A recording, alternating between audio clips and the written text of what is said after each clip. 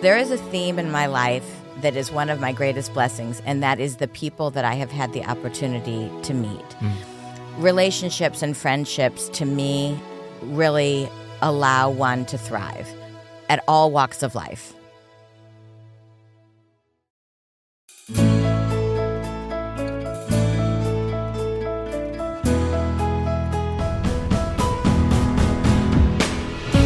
From Fiore Communications, it's How I Got Here, a show of inspiring stories from Tallahassee area leaders, business owners, and neighbors, all the challenges, opportunities, inspirations, the twists and turns of life that led them to where they are today. Everyone has a story worth telling, and I am really grateful that we get to bring a few of them to you. I truly have been changed by my conversations with these amazing people, and I'm confident you will be too. I'm Dave Fiore. And in this episode, I speak with Susie Busch-Transou, founder and owner of Hearth and Soul and vice president co-owner of Tri-Eagle Sales. Susie is the great-great-great-granddaughter of Adolphus Busch and Lilly Anheuser, and the daughter of August Busch III, who ran the iconic brewing company until 2002. She got her first tiny taste of Budweiser at the slightly less than legal age of 1 day old. After graduating from Duke University, Susie worked her way through the ranks of the family business, earned an MBA, and eventually bought a beverage distributorship with her husband, Tripp. While she respects and embraces what it means to be a Busch, she loves that in Tallahassee, she's just Susie. Her heart for hospitality and bringing people together is evident in her generosity and community involvement, and was the motivation for creating Hearth and Soul, which she describes as hospitality at retail in a home-like setting. The idea was sparked through a conversation with a life coach 10 years ago. She had the concept roughed out in 48 hours, a business plan in 8 weeks, and the doors opened just 10 months later. Susie is a dynamic entrepreneur and business leader whose greatest joy comes from the relationships she nurtures. We began our conversation talking about growing up in St. Louis. So grew up in St. Louis, was able to experience hospitality and community at its best because of my family's involvement in the beer industry, Right. which is a business of hospitality, right? Right. So my great-great-great-grandfather founded Anheuser-Busch. So Lilly Anheuser married Adolphus Busch, and that's what brought Anheuser-Busch together. So growing up, I had the opportunity to watch my dad, and before that, my granddaddy, before he passed, do what they do best, which was to lead with incredible integrity, with community at the heart of what they do, to create a quality product that is part of a good life. I was able to see Dad tasting beer every single night. He's a brewmaster, and he was very concerned, still tastes beer today, for the brewery. Oh, really? Yes, he does. Okay. Very concerned with the quality and consistency of the product. In fact, they cryogenically froze Budweiser. So he would taste Budweiser from 100 years ago to today. As a standard. Yes, Wow. exactly. And then because, you're dealing with natural ingredients and natural products, there's so much variation because of weather factors or what have you. So he wanted to make sure that Budweiser of today was the same, whether it was being produced in Los Angeles brewery or whether it was being produced in the Williamsburg brewery, and then with it being distributed across the world. So it was really fun to watch the real attention to detail and quality. I remember that so well. And I got to go to work, with Dad on certain days. I Xeroxed my face on the copy machine sometimes, and I was up in the executive kitchen sometimes making grilled cheese with my favorite chef, Rollins. So those are some really fond memories of mine. Yeah. Just experiencing the world of Anheuser-Busch. In fact, I got to know United Way through Anheuser-Busch growing up, and still am involved with United Way today. Yeah. My mom and dad got divorced when I was 5, so I spent most of my week with my mom, and then I would go on the weekends out to be with my dad. My dad is a farmer at heart. He lives still on a farm in St. Peters, Missouri. Okay. And so I got to go out to the farm and jump on a horse bareback and, get in the grain truck and, do all those things as a kid that are such fond memories for me. So I had the benefit of a mom who was a volunteer coordinator at the St. Louis Zoo, very involved in the animal world and community that way, and then watching my dad, who was an incredible business leader. So I was really blessed to have a childhood like that. And I think it very much shaped who I am today. Yeah, I bet. So how old were you when you tasted your first beer? I was one day. One day. Was that part of the family tradition? Yes. A little tiny dropper Really? full. That is so funny. Yes, it's part of the family tradition. Just a little tiny taste of Budweiser. That is awesome. Yeah. And we'll talk about Tri-Eagle later. And, younger people today, beer is just everywhere and available everywhere in all different types. And there are a million kinds of beer. But back in the day, right, with Anheuser-Busch, it was... I don't know the order of beer brewery development or history or anything, but there weren't a lot of beer options, right? Anheuser-Busch was the player at the time, right? Yes, it's really unbelievable. So my husband and I moved to Tallahassee. This just gives you an example. We moved here 29 years ago now, and we sold, I think, 5 brands of beer at that time. Now we sell thousands of brands of beer. So there has been incredible proliferation of the industry, which is great because it provides that consumer choice. And our 3-tier industry, with the wholesaler being the middle of that tier, so it goes brewer, wholesaler, and then retailer being grocery store, convenience store, bar, and restaurant.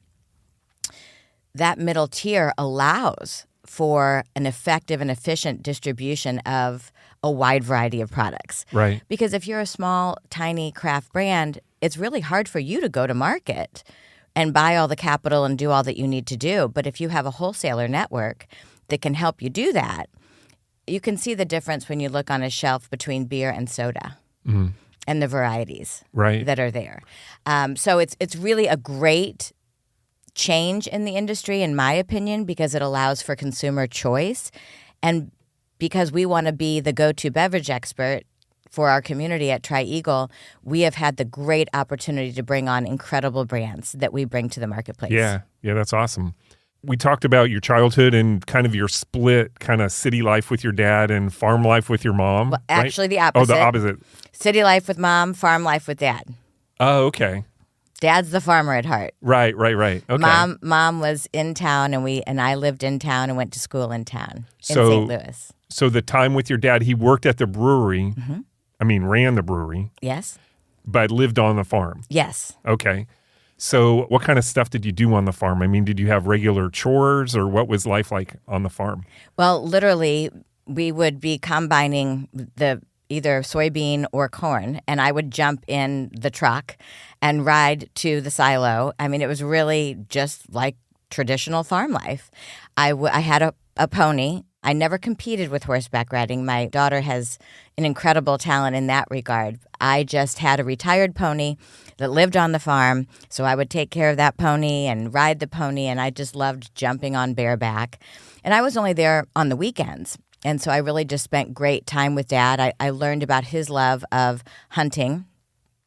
Part of his plantings not only is selling the grain, but also preparing the fields for duck season. Okay. And so you were a duck hunter as a kid? I did shoot one duck, and I only shot one duck, but I love being out there. I just love the natural environment. In the blind. The beauty, yes. And I would literally sit out there with my textbook in the duck blind while my dad was hunting. Because I just love being with him, and I love being out there, although I just didn't prefer to shoot the ducks. Right. I have one, and it's on my wall. The one duck? The one duck, and it's on my wall. But big supporters of Ducks Unlimited and conservation initiatives that involve population control. So I'm a firm believer in that side of it. Okay, awesome.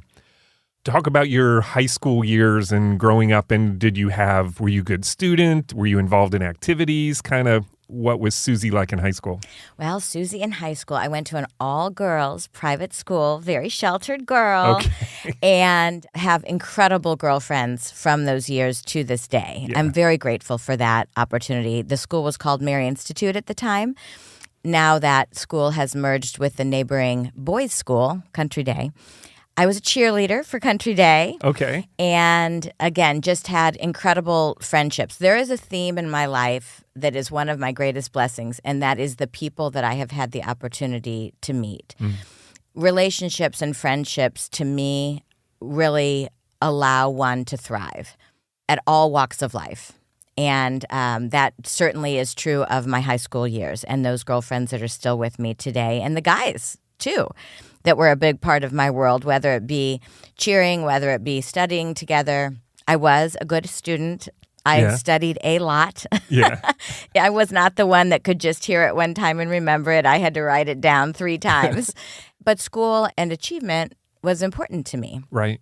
And I, again, credit my mom and dad to that, just because they were never heavy-handed parents in that regard. But because of their accomplishments, I think I felt a desire to achieve. Yeah. And it afforded me the opportunity to go to Duke, and it was another, great 4 years. And the people that I met was the biggest takeaway. Yeah. I have the opportunity to talk to Florida State students time and again here. And that's one of the messages I give them, is you're learning a lot in the classroom, but the biggest takeaway, and take time for it, are the people that you're meeting. Yeah. I mean, it's social media, for all that it's, there are good elements and some not so good elements. But the thing that it does, one of the things, Facebook in particular for people of my age, it connects you with people from different eras of your life that you stayed together with. And when I think about high school or college, I don't really remember much else except the people, right? The friendships, the connections, the experiences. That's the thing that sticks with you. Absolutely. I know the brain waves are affected positively from all that you're taught, and you get into that cadence of learning, and you learn study habits and all of that. Right. But I think the biggest value is the people that you meet along the way. Yeah, no, for all that tuition, you definitely got to learn something and take away some academic things too. So why Duke? From Missouri, how did you end up in North Carolina? Well, it's really funny. I applied to, I think, over 10 schools. I wanted football. I wanted strong academics. I didn't know what my major was going to be, so that wasn't driving me. So literally from the East Coast to the West Coast, I just knew that I wanted to have the experience out of my hometown. And so I applied. I did not visit anywhere until I was accepted, because I didn't want to fall in love with it and not get it, because I'm an immediate gratification girl, as you see from Hearth and Soul. Yep. And so I was very fortunate. I got into Duke and Stanford. Wow. And so I did go to visit. So you must have been a good student in high school. I worked hard, as I said. I worked really hard. So I got to go to both, had a wonderful visit at both, and decided I felt more at home at Duke. Okay. Mm-hmm. Great. And you studied public policy? Yes. Public policy. Was that an evolved interest while you were at school, or how did that happen? It was. Duke is a very liberal arts program. Now they have more concentration in business. But at that time, it was very liberal arts oriented.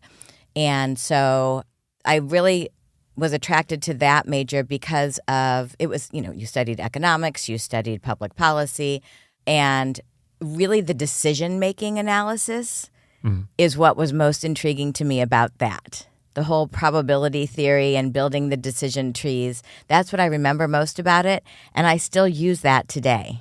Wow. Yeah. I really do. And I'm a big pro-con girl, but when you have to have a big decision, you can do the decision trees and apply the probabilities, and it really helps you cull it down in a complex world. Yeah, for sure. All right. Before we get into your more adult life, I do want to go back and ask you one question about being a Busch in St. Louis. Mm-hmm. Was there any kind of celebrity or answering questions? Oh, yes, I'm part of the Busch family. Or did people ask you? Did they care? I imagine there was a certain level of notoriety or at least attention given to your last name growing up.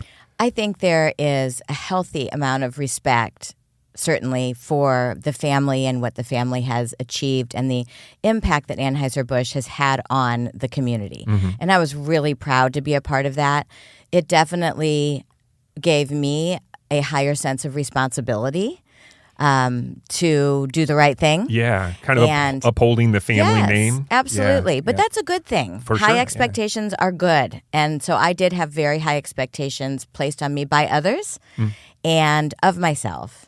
But to me, I have nothing but pride for what the family has accomplished. And there were definite benefits of being part of the Busch family. Growing up in St. Louis, I got great tickets to the Cardinal games, as an example.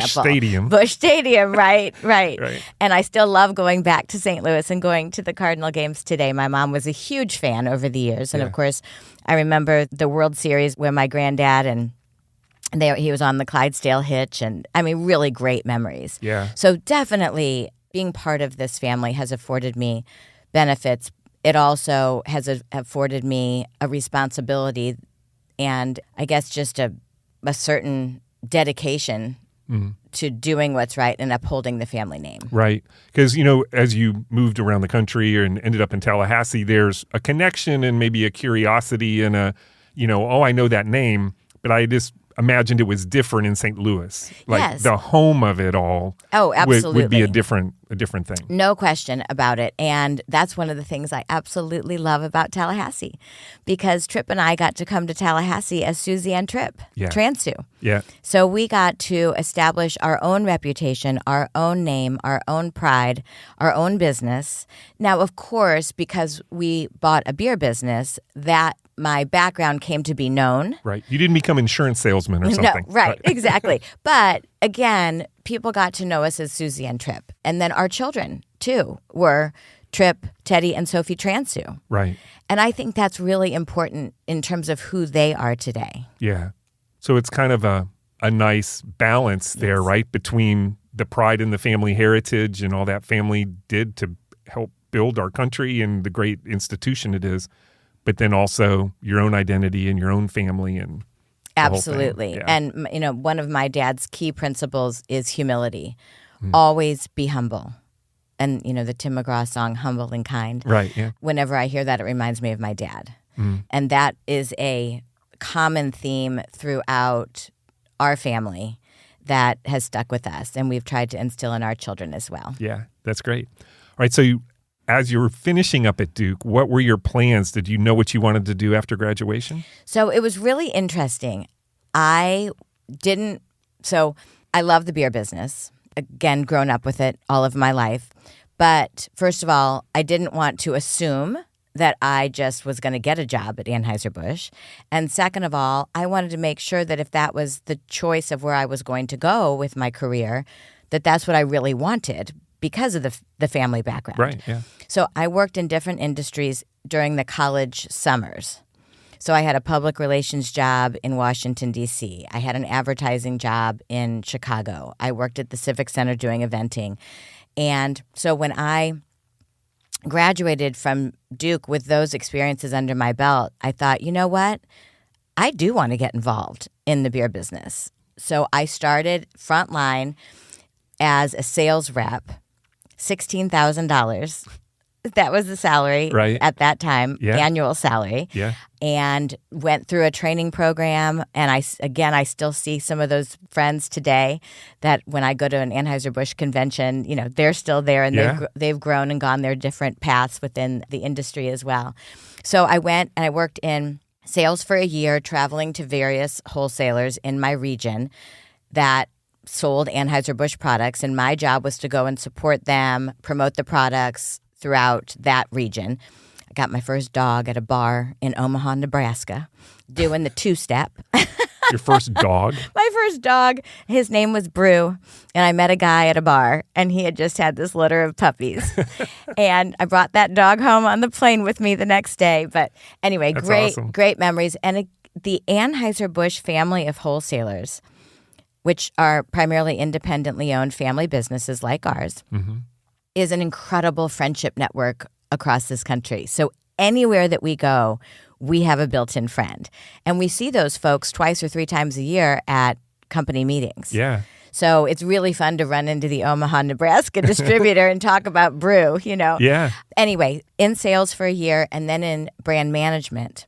So I learned all about advertising and sales promotion and all of that, working as the assistant to the vice president of brand management. Okay. Now, did you go to your dad and say, I want a career, I want to start at the beginning and learn it from the entry level up? Or did you kind of figure out your own path on how you wanted to do that? I told him that, yes, I've decided I would love to join Anheuser-Busch. What are the positions that are available for an entry-level employee that suit my background? Yeah. So, again, I'm more of a sales, marketing, community-oriented I mean, you graduated person. from Duke. You're not just somebody off the street. Right. So I did have the credentials, which was important for my own confidence. Yeah. As well as for the brewery in terms of hiring somebody. Sure. But it was funny. I was in a board meeting recap. So my boss, the vice president of brand management, would go to these board meeting recaps with my dad, as my dad being the president of the company. Mm-hmm. And my boss was out of town, so he sent me for the summary of the meeting. And my dad had a habit of going around the room and asking people questions. And at the end of that meeting, he said, "Is everybody with me? Do you understand what I was talking about?" And I said, "Unfortunately, there are some things that you talked about that I don't quite understand, but I've got very copious notes that I will share with my boss. And this is why I need to go back to business school." Okay. So my husband and I, just after getting married, ended up going to Kellogg Business School in Chicago and had the real in-depth business management training that we needed, again, to build confidence, build skill sets. And then it was after that, when I went back to the brewery, that I entered the hospitality side of Anheuser-Busch with SeaWorld and Busch Gardens. Right. So what was back in that time, and what years are we talking about here? So I graduated from Duke in 87, got married in 89, went to business school for 2 years, so entered SeaWorld and Busch Gardens in early 90s. Okay. And so Anheuser-Busch had just purchased SeaWorld. All right, so you mentioned meeting your husband, Tripp, at work, right? I met him at Duke. You met him at Duke. He went to Duke also. Okay. So I thought you knew each other before that. You didn't. You met at Duke. Met at Duke. I was a senior. He came back for homecoming, and we met. So he had graduated. Yes. Okay. Yes. So tell us that story. How'd you meet? Well, I had a girlfriend who was friends with some of the older guys, and she said, "We're going out. It's homecoming weekend. We're going out for some Mexican food." I love Mexican food. I was like, "I'm in."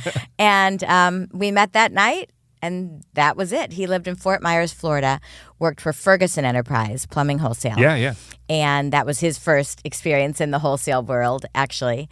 And so we dated long distance, and then when I graduated, moved back to St. Louis. He moved to St. Louis and started working for Centel Communications. Yeah. And then he was working for Centel when we went to business school. You were married first and then went to business school together? Yes. Okay. So we were sweating when we put those applications in. We both better get in, right? That's right. Exactly. So I know you talked about wanting to be better equipped for your job at Anheuser-Busch with the business degree, so you had a better understanding of what was happening in the boardroom. Mm-hmm. Did Tripp have a similar motivation? Did you both know that this was a path you wanted to take together, or what was the mindset there? We just knew with the liberal arts background going into business, no matter which areas of business we were going to choose to go into, that having a more specific training in business and management was important. Right. Finance classes, human resources, labor negotiation, all of those types of things, really important, which we had not had at Duke University. We had great liberal arts training, but we wanted to get more specific in the business world. Right. Okay, that makes sense. So you finished business school, and it was in Chicago, right? And that was a good experience? Incredible. I have nothing but great things to say about Kellogg. A lot of group and they require all of their new admissions to have 2 years of experience in work. So I was literally in group sessions with a heart surgeon, with a fisherman, with a business person. So the diversity of thought that came to the table there, again, back to it was the people that I met along the way, right? And we are still great friends with a number of those people they've been incredibly successful entrepreneurs. Really great memories there as well. Talk about how when you and Tripp decided that you wanted to go and be a wholesaler or kind of go out on your own. How did you come to that conclusion, and what did you do to make that happen? Well, that was not part of our dream. That was not part of our plan. So after business school, Tripp went into a division of Anheuser-Busch, and that was his first entry into Anheuser-Busch. Okay. That worked with wholesalers throughout the country. That's where there was an opening, great opportunity to engage in the beer business, worked for some great leaders. I went back into the SeaWorld and Busch Gardens side, the hospitality side of the business, and worked in public relations and product development for SeaWorld and Busch Gardens. And that was a really incredible experience because of the purchase of SeaWorld and the cultural, combining of those theme parks.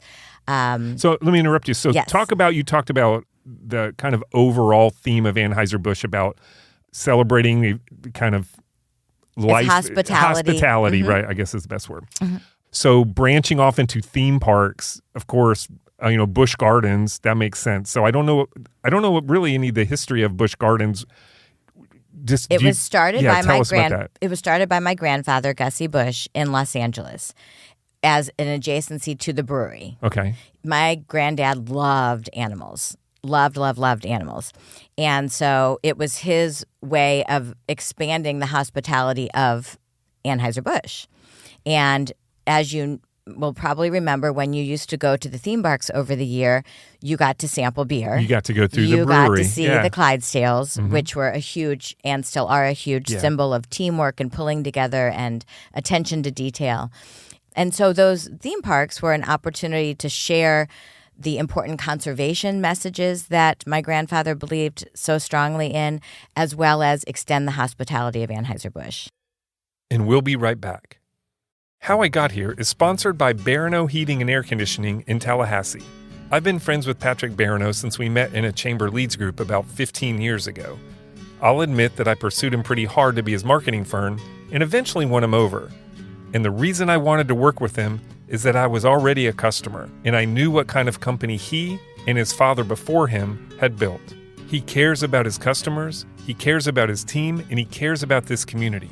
I've experienced Barano Heating and Air when they installed a complete system replacement a few years ago, and I enjoy peace of mind and same-day service with my Total Comfort Service Agreement. I've also been behind the scenes at their office and seen firsthand the true character of this company. And that's why we're so proud to represent them. To learn more or to schedule an appointment online anytime, visit baranoac.com. They really always will be there for you. And now back to the show. I remember as a high school kid, I grew up in Central Florida, and there was those skyline rides. You ride over like a Sahara. The Serengeti. Yeah, Serengeti. And it's still there. Yeah, it's awesome. It was very cool. Yes. So, and then SeaWorld was an extension of that. Yes. Right? Exactly, into the marine world, because really Anheuser-Busch before that had more focused on land animals. Mm-hmm. So that was a natural extension. And so that's where I was, and Tripp was working in the wholesale interaction side of the business. And there has always been, especially under my dad's leadership, a huge respect and appreciation for the wholesale tier. So again, that brewer sells to the wholesaler, who is the immediate community and customer in terms of retailers, right? Interface. So he said to us, y'all have the experience now to go and purchase a wholesalership. It would be really valuable to me to have a family member at that tier of the business. It's a tier that I respect so much.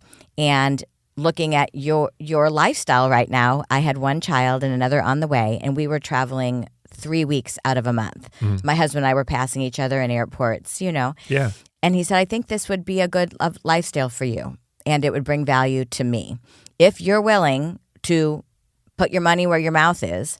So Tripp and I looked at it, and we were thriving, even though we were traveling like crazy. We loved our jobs. We loved the people we were working with. Yeah. And we did our pro-con and said, hey, I mean, my goodness, what an incredible opportunity. And if it doesn't work out, we're blessed to have strong educational backgrounds, great relationships. We can pivot and go to a different industry or do something different that is needed within the hospitality and beer industry. So the Tallahassee market was a market that was available. So we came down here kind of under the radar. Yeah. I'll never forget, I literally called was it 411 at the time, right? 411. For information? For information. Yeah, 411. I said, could you just go down and tell me what the top real estate agency is, whatever. Right. So it was Coldwell Banker.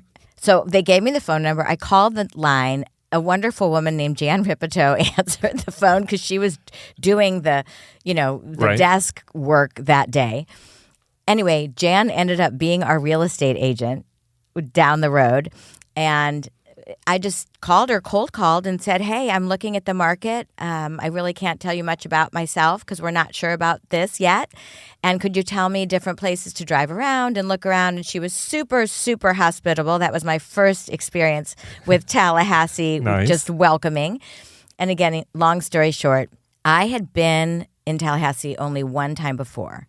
And that was to speak at Sybil Mobley's class at the School of Business and Industry at FAMU. Yeah. And Sybil Mobley was on the Anheuser Busch board of directors and was a dear friend of my dad's. Okay. So it all kind of comes full circle. Yeah. So we ended up deciding, absolutely, Tallahassee is a wonderful community. It's relatively stable in terms of economics because of state government and university. Great opportunity for growth of the beer business, 9 surrounding counties. And that's what we did. We went 100% into debt. Because you're buying a business. We bought the business, and here we go. And you know what? You have to wake up every day with passion and energy and commitment with a banking partner right with you. Yeah. And that's not a bad thing at all. And so we have worked really, really hard to pay off that debt, to have strong banking partners, to build the business, to employ incredible team members. And I think at the time we had about 80 team members, and now we have 250. Part of that growth came from acquiring additional markets of distribution. So we bought the Ocala, Marion County distribution rights. And then we bought, just 2 years ago, the Gainesville distribution rights. Wow. So we are proud servers of both Florida State University and University of Florida. So I get to do the chomp and the you don't have to do the chomp if you don't want to. At least not here. No, it took some getting used to, I'll tell you. So, I mean, I knew you knew the business from different sides, but that was learning a whole new business, right, to go into the wholesale for you. Yes. But again, my first job was visiting wholesalers. Right. So I experienced You understood that. the process, the logistics of it. And that was Tripp's entire focus. Right. So he had a lot of experience there. Yeah. And it's interesting because we all abide by the same equity agreement that we sign with Anheuser-Busch, but we all get the opportunity to operate differently as long as we are abiding by those same quality standards and community standards. And since that time, again, the proliferation of products that we bring to the market, we are a beverage distributor now, right? Not just a beer distributor. But there's a common thread of quality, uniqueness, and responsibility across all that we do.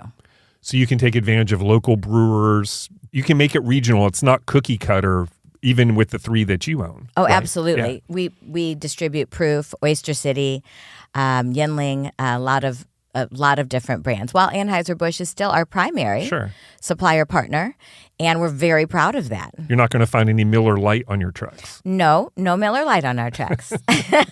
Which is not a bad thing. That's right. Well, that's really interesting. So during this evolution and transition as you've grown, what role do you and Tripp play today? Has your role evolved as well? Or I know you've got other interests we'll talk about in a minute, but how involved are you in the actual wholesale beverage distribution business today? So when we moved 29 years ago, I was 100% involved, and we are equal partners of owning Tri-Eagle Sales. But we decided as husband and wife, what we learned in business school is you have to divide and conquer. Right. Okay.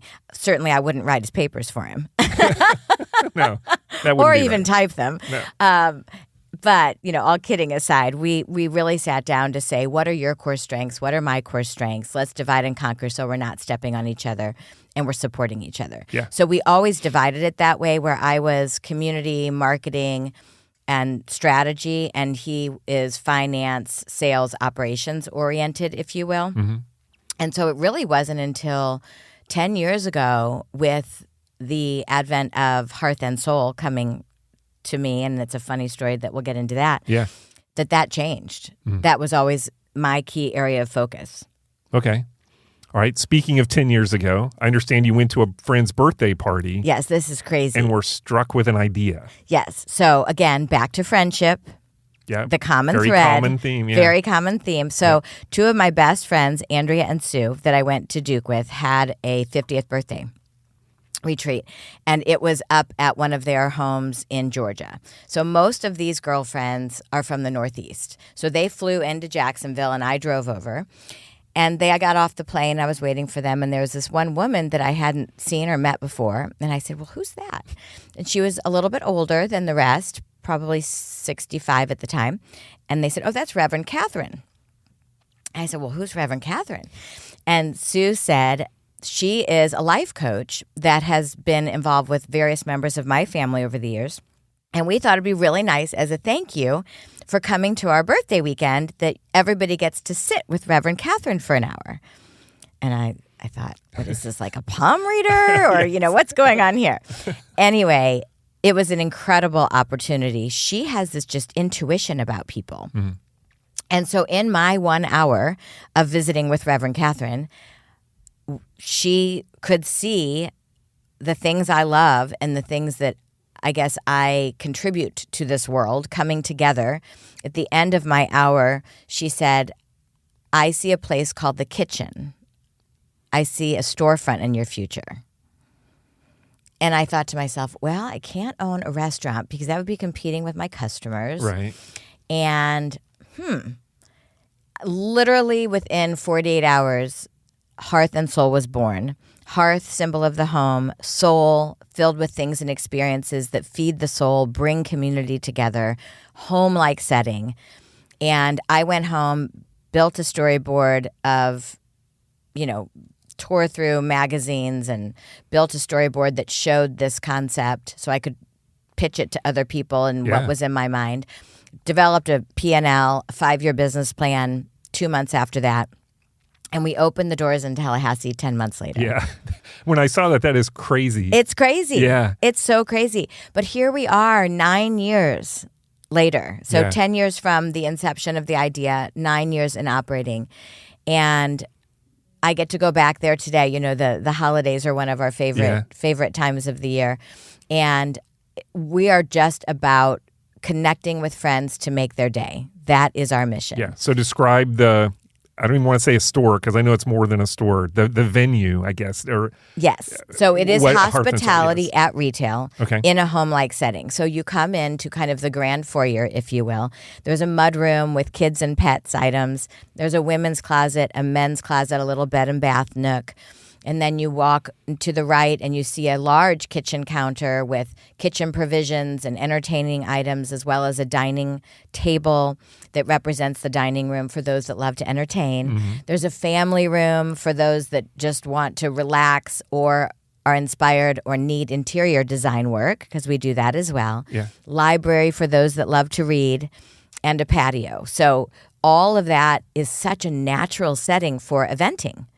So we have guys' night out, we have girls' night out, we have not-for-profit partners where we host them for an event every month. We have artist partners to display their work so that we can bridge with local entrepreneurs and local creators. So it's really a community hub. Yeah. As well as a retail store. I've been to book signings there before. Yes. I mean, there's all kinds of things, right? Exactly. Yeah. Yes. So, and there are clothing items. I mean, it's not just home and decorating stuff. No, it's really a one-stop shop. And it all goes back to the question that I asked those ladies at that retreat, what feeds your soul? What feeds your soul? So my dog and my cat, well, we have a little pet corner. Entertaining and having people to my home and making it a special gathering. We have things for entertaining. Some people did say interior design, so we offer that as well.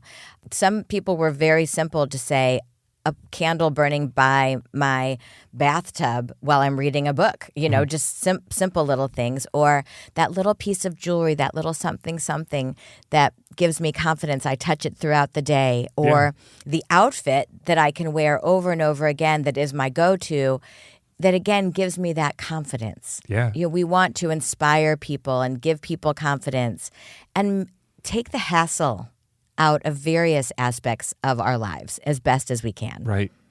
So I want to go back to one thing. So before you met Reverend Catherine. Yes. So your passion for hospitality, community, relationship building, the tie you feel to people in your life at different times, that must have been boiling up in you in some way for her to say something and it just take off in your head. Did you feel like you ever wanted to do something with all that? I mean, or was just totally off your radar completely and you had never thought about it before that party? Well, I was actually doing a lot of that at Tri-Eagle Sales. Okay. Because of my community engagement and board work and all the eventing that we do to support various community causes. I mean, we had the opportunity to bring Tim McGraw to Celebrate America, Jimmy Buffett to support United Way. We, the Springtime Tallahassee Beer Garden, many an early morning down there setting that up. Right. And serving on incredible community boards. So I was fulfilled in that way. But this is just a different take on it. And I didn't realize I had a void in my life. And I think Reverend Catherine somehow saw that. And so it's been 9 years of a whole lot of hard work. We survived COVID. Yeah. I'm surrounded by incredible people that bring Hearth and Soul to life every day. It wouldn't be possible without them. An idea is nothing without the people that bring it to life. For sure. Nothing. And so I'm very grateful for the teams. And we started in Tallahassee, then we opened in Austin, Texas, and then we opened in St. Louis, Missouri. We did have to close Austin last year after 5 years because of a landlord change in the center, and decided to focus on Tallahassee and St. Louis and then look for a third location. And we're looking in some areas in Florida. Awesome. Yes. What was it like to go back and open one in St. Louis as well? Incredible. Absolutely incredible. Just to reunite with the community there, to bring this different form of hospitality retail. And we found a great location. We actually bought the property there, which is different than here where we lease. But it's been incredible. And we are filling a void there that was a need for a safe, welcoming place that inspires and brings positivity each and every day. Yeah. Did you ever wonder if it was going to work? Oh, always.